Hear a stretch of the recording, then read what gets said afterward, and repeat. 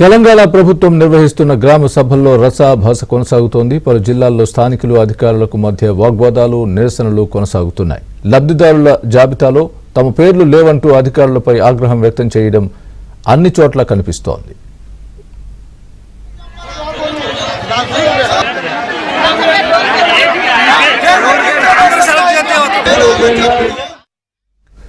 భద్రాద్రి కొత్తగూడెం జిల్లా సుజాత నగర్ మండలంలో జరిగిన గ్రామ సభ రసాభాసగా మారింది. తమ గ్రామాన్ని కార్పొరేషన్లో విలీనం చేయవద్దని స్థానికులు నినాదాలు చేశారు.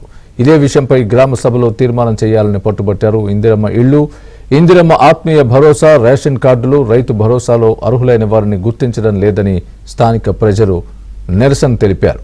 సింగభూపాలెం గ్రామంలో అధికారుల తప్పిదాల వల్ల లబ్ధిదారుల పేర్లు తప్పుల తరగ్గా ఉన్నాయని ఆగ్రహం వ్యక్తం చేశారు.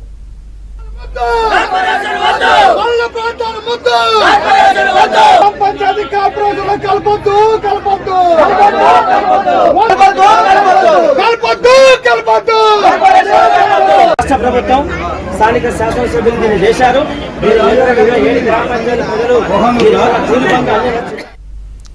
ఖమ్మం జిల్లా వైరా నియోజకవర్గంలోని పలు గ్రామ పంచాయతీల్లో జరిగిన గ్రామ సభలు రసాభాసగా మారాయి. వైరా మున్సిపాలిటీ పరిధిలోని దుద్దేవుడి గ్రామంలో ప్రజాపాలన గ్రామ సభలో అర్హులైన వారికి ప్రభుత్వ పథకాలు అందడం లేదని స్థానికులు ఆగ్రహం వ్యక్తం చేశారు.